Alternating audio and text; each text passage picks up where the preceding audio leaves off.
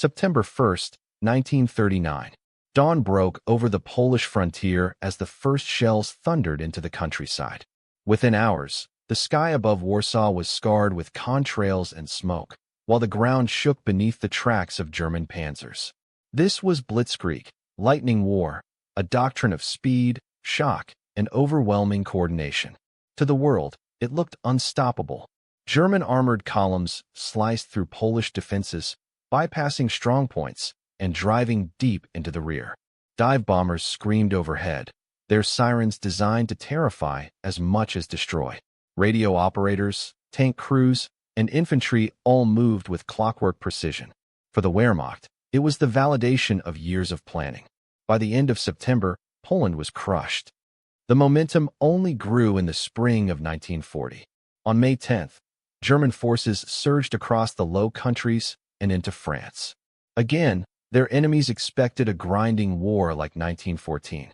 Instead, armored spearheads stormed through the Ardennes forest. Terrain Allied generals thought impassable.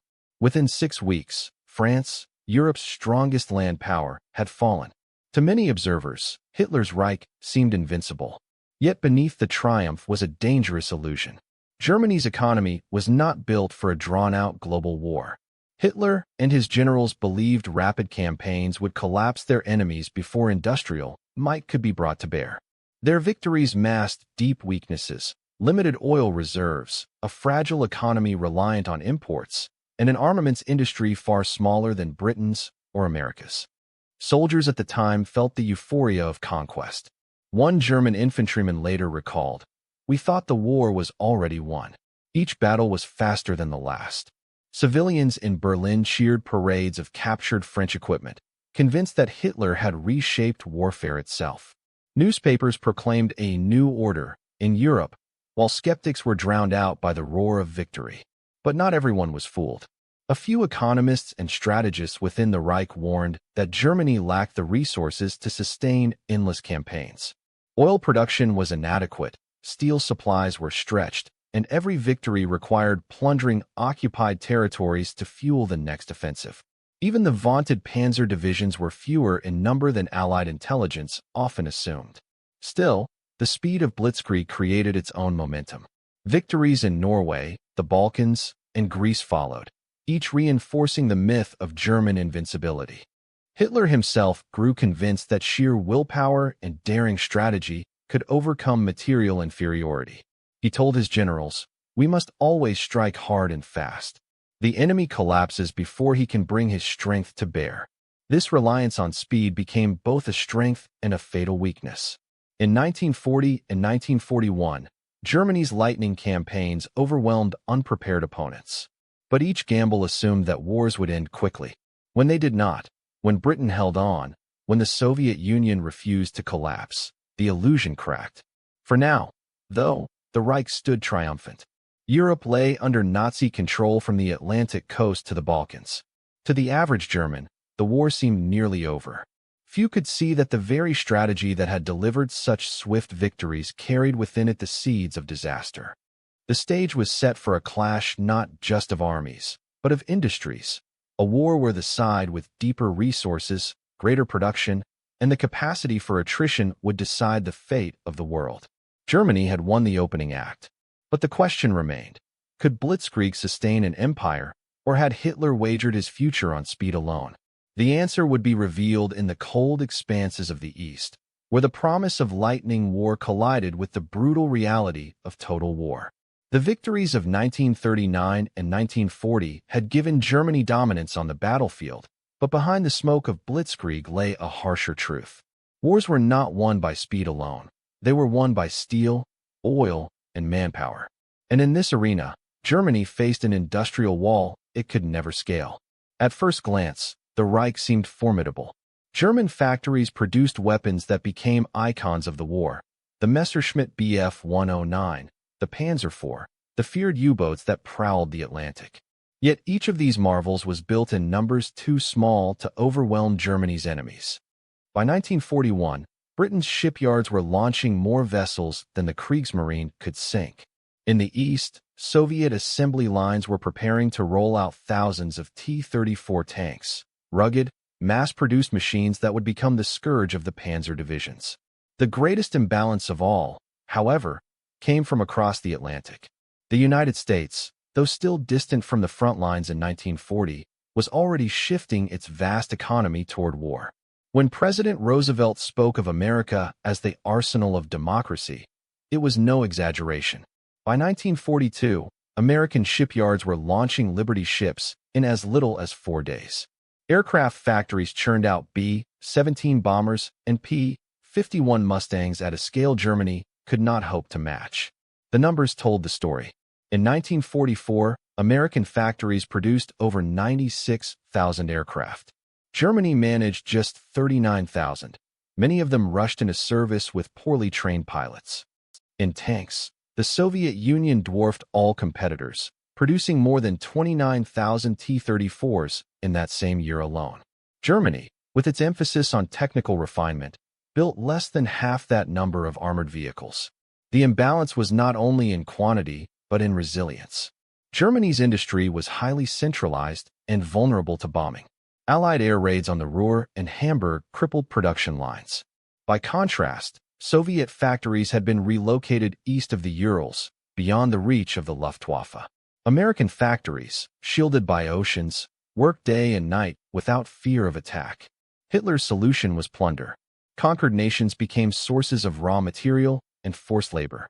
Czech factories built tanks for the Wehrmacht, and French industry supplied trucks and aircraft components. Yet occupied workers slowed production, sabotaged machinery, and resisted wherever they could. German reliance on looted industry never equaled the productivity of free nations united for survival. Even within the Reich, bottlenecks strangled efficiency. Rivalries between ministries, corruption among party officials, and Hitler's own obsession with prestige projects wasted critical resources.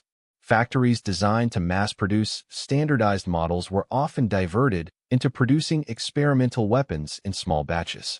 Engineers created brilliant designs like the Tiger tank, but these machines consumed vast amounts of material and time, with only a few hundred rolling off the lines each year. Meanwhile, Allied forces fielded thousands of simpler, reliable models that could be repaired and replaced with ease. For ordinary soldiers, the contrast was clear. One German officer later admitted, "We fought with the best weapons in the world, but always too few and always too late." On the Eastern Front, Wehrmacht troops often faced Soviet units equipped with twice as many tanks and artillery pieces. In the skies over Europe, Luftwaffe pilots watched swarms of American bombers escorted by fighters that seemed endless. By 1943, it was evident that the Reich had overreached. No matter how skilled its soldiers or how advanced its technology, Germany was locked in a numbers game it could not win. The Allies could replace their losses, Germany could not. Every panzer destroyed, every U-boat sunk, every fighter lost tightened the noose around Hitler's empire. The industrial balance of power revealed a sobering truth. Germany's victories had been built on borrowed time. Blitzkrieg had masked the limits of the Reich, but total war exposed them. The coming years would prove that in the furnace of global conflict, quantity had a quality all its own. Germany's gamble had been speed, but its enemies possessed the factories of war. The collapse of France in 1940 had left Hitler convinced that Germany was invincible.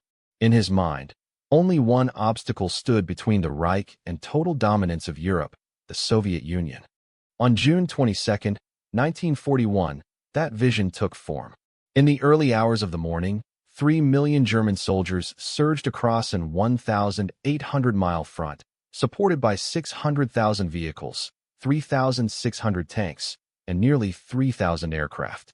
Operation Barbarossa had begun, the largest invasion in human history. To Hitler, the campaign was not only about ideology, but survival. Germany's war machine consumed oil at a staggering pace, its armies relied on grain, and its factories needed raw materials. The Soviet Union, with its vast fields of Ukraine, the oil-rich Caucasus, and sprawling industrial centers beyond the Urals, appeared to offer the solution. If conquered quickly, these resources could fuel the Reich for decades. Hitler believed it would be a campaign of months, not years. The early days seemed to vindicate him. Panzer spearheads encircled entire Soviet armies in vast pockets at Minsk, Smolensk, and Uman. Within weeks, the Red Army had suffered millions of casualties. Luftwaffe pilots reported skies littered with burning Soviet aircraft, while Wehrmacht soldiers advanced through endless columns of prisoners. One German soldier later recalled in his diary, "It seemed as if the enemy had no end, yet each day we believed the war would be finished tomorrow." But behind the euphoria lay cracks. The distances of the Russian steppe stretched German logistics to breaking point. Supplies of fuel and ammunition lagged far behind the spearheads. Roads turned to mud in autumn rains, swallowing vehicles whole. Horses, not trucks, still carried much of the Wehrmacht's supplies, and they were dying in droves. As summer turned to winter, another reality set in. The Soviet Union would not collapse like France. Factories were dismantled piece by piece and moved east, beyond the reach of German bombers.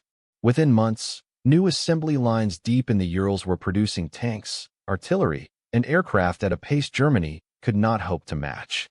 The Soviets fielded the T-34, a tank that shocked German crews with its sloped armor and mobility. For every German panzer, several more T-34s rolled onto the battlefield. Then came the winter of 1941-42, one of the coldest on record. German troops, still in summer uniforms, faced temperatures plunging below -30°C. Weapons jammed, engines froze, and frostbite ravaged entire divisions. Meanwhile, Soviet reinforcements poured in, many from Siberia, hardened by sub-zero conditions. At the gates of Moscow, the Red Army counterattacked, driving the Wehrmacht back from the capital. The cost of Hitler's gamble was catastrophic. By the end of 1941, Germany had lost over 750,000 men, thousands of tanks, and irreplaceable aircraft. Yet victory had not been secured. Instead of a swift conquest, Barbarossa had become a war of attrition, the very kind of struggle Germany could not sustain. For the soldiers who endured it, the memory was seared into their minds.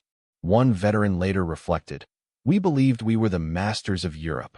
In Russia, we learned we were not even the masters of our own fate." The promise of Blitzkrieg had been shattered on the Russian steppe. What Hitler had envisioned as a quick strike to seize resources turned into a quagmire that drained them faster than they could be replenished. Operation Barbarossa was not only the greatest invasion in history, it was also the beginning of Germany's decline. The war in the East would now dictate the course of the entire conflict. And as Germany bled in Russia, the factories of Britain, America, and the Soviet Union began to prepare for a total war Germany could never match. As German divisions froze on the steppes of Russia, another storm was gathering across the Atlantic. On December 7, 1941, the Japanese attack on Pearl Harbor brought the United States fully into the global conflict. Within weeks, President Franklin D. Roosevelt declared that America would become the arsenal of democracy. It was more than rhetoric. It was a promise that the vast resources of the United States would be harnessed not only for its own defense, but to arm the Allied world. Detroit, once the proud capital of peacetime automobiles, transformed almost overnight. Car assembly lines were stripped and rebuilt to produce Sherman tanks, half-tracks, and armored vehicles.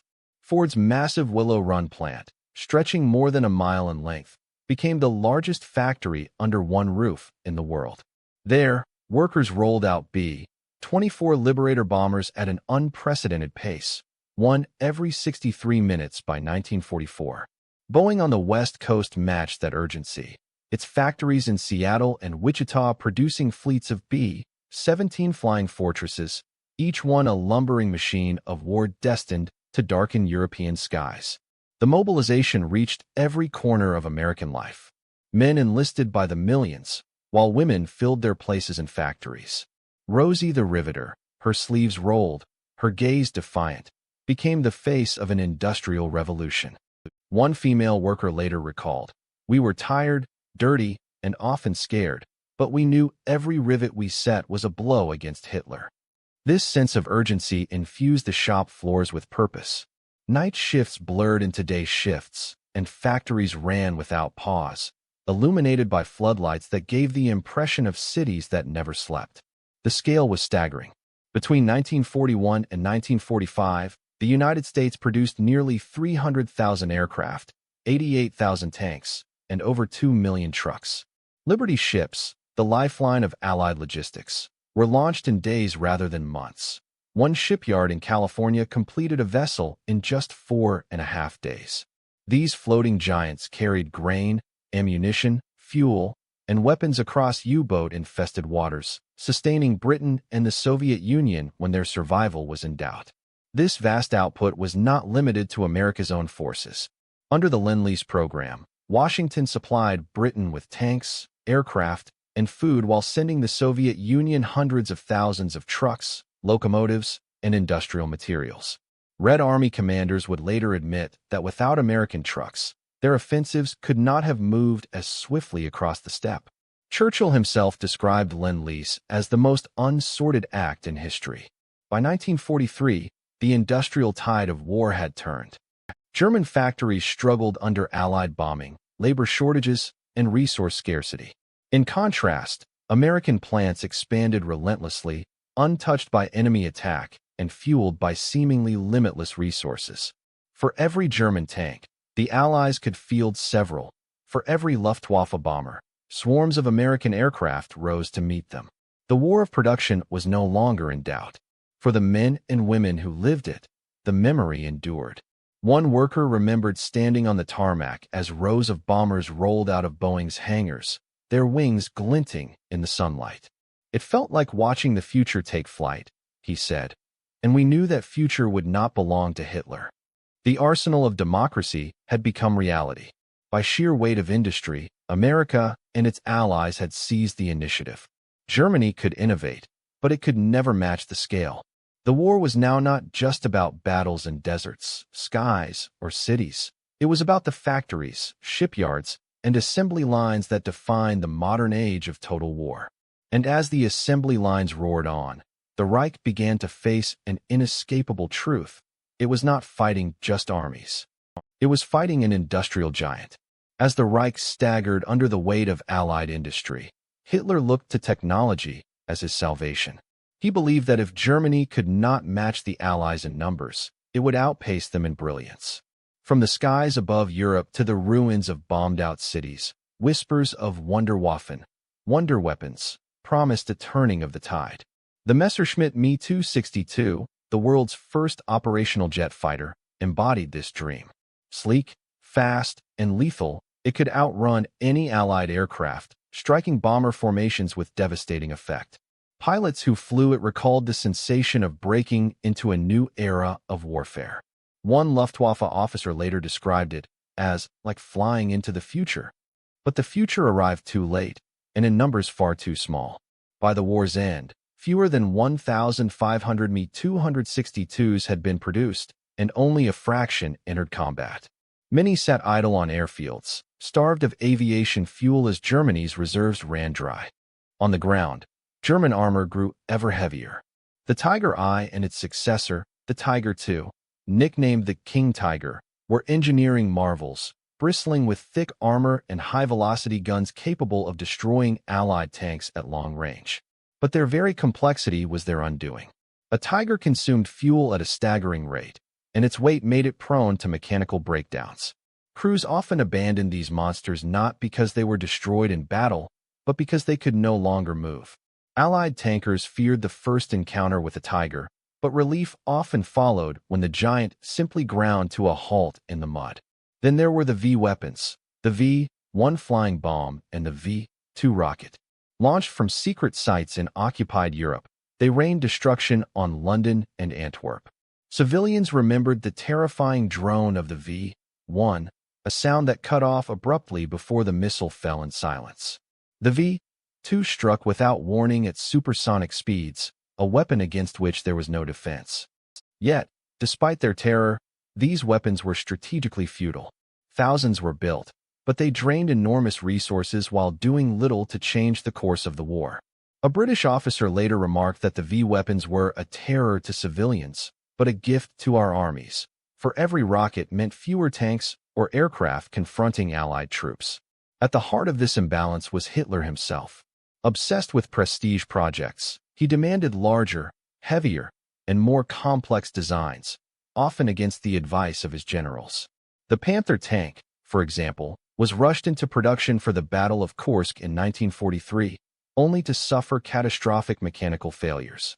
Instead of focusing on reliable designs that could be mass-produced, Germany chased technological marvels that dazzled but could not be built in the quantities needed for a global war.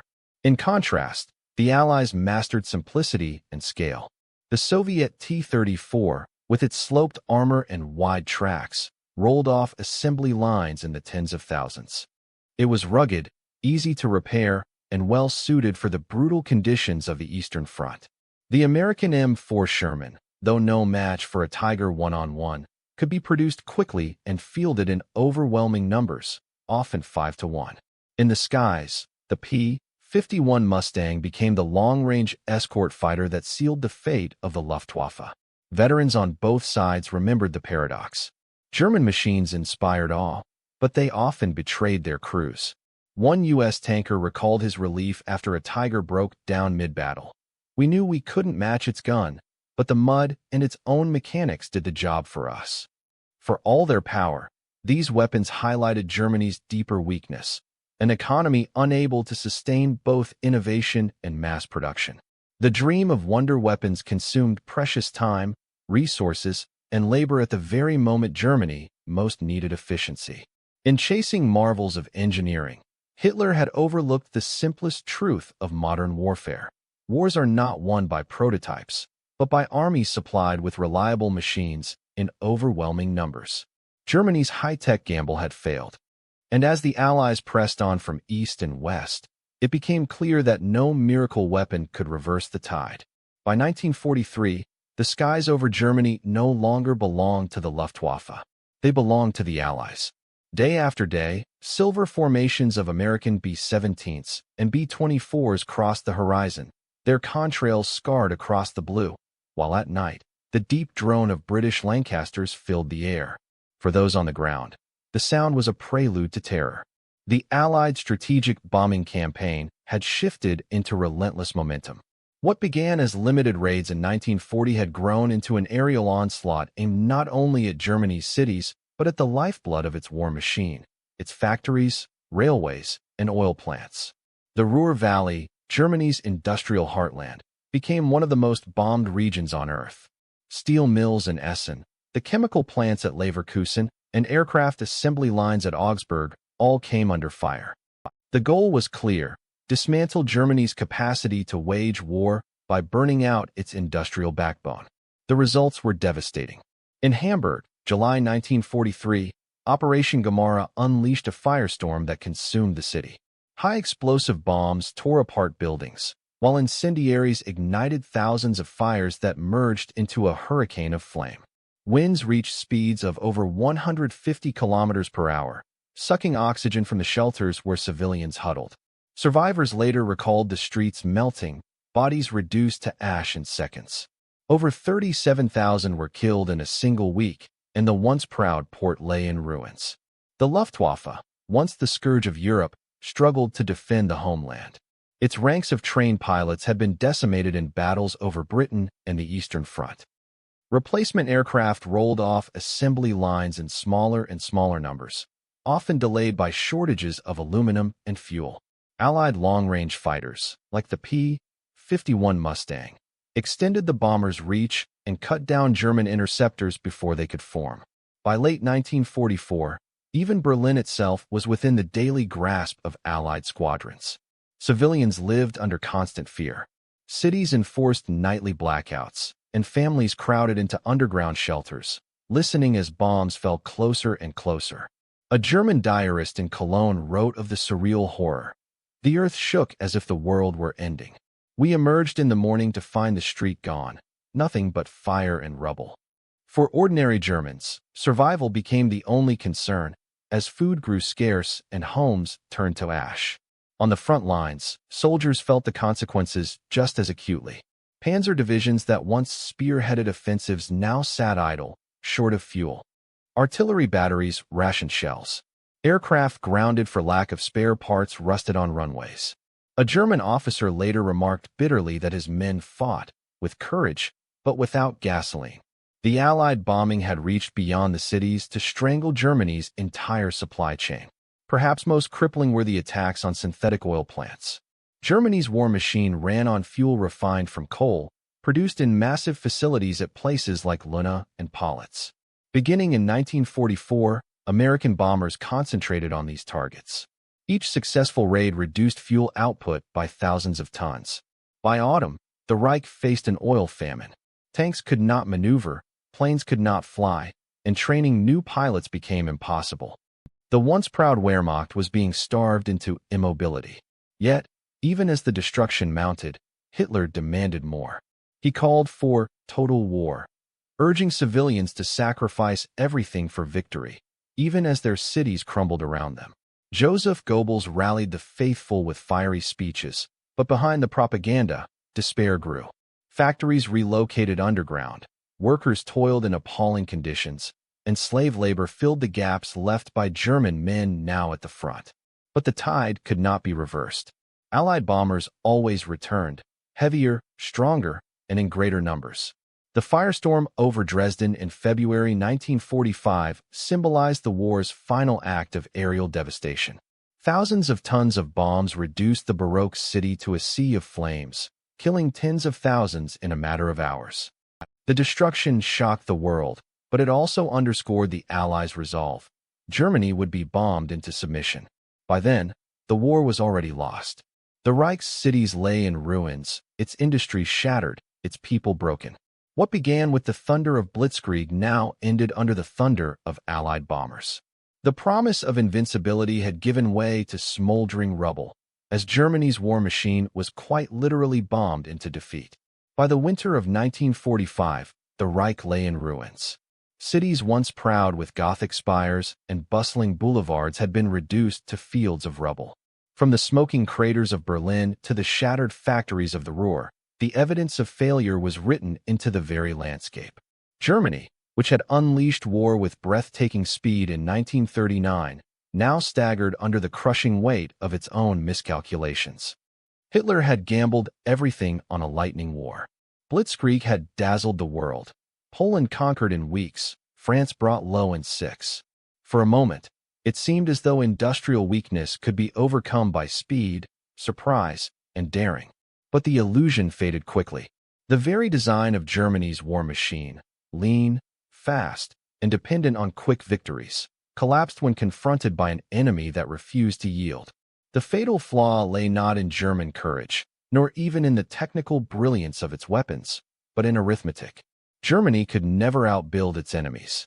By 1944, the United States was producing over 96,000 aircraft per year, while the Reich managed barely 40,000. The Soviet Union rolled T-34s from its factories by the tens of thousands, even as German plants struggled to keep Tiger tanks operational. The Allies built Liberty ships faster than U-boats could sink them, a rhythm of production that Germany could neither match nor disrupt. Soldiers at the front saw this disparity in stark terms. One Wehrmacht veteran later remembered his horror as wave after wave of Allied armor pressed forward. For every tank we destroyed, 10 more appeared. The war had become a contest of exhaustion, and Germany was being outnumbered, outgunned, and outproduced on every front. The economic strangulation was worsened by Allied bombing. Fuel shortages grounded the Luftwaffe, and shortages of steel and rubber crippled armaments factories.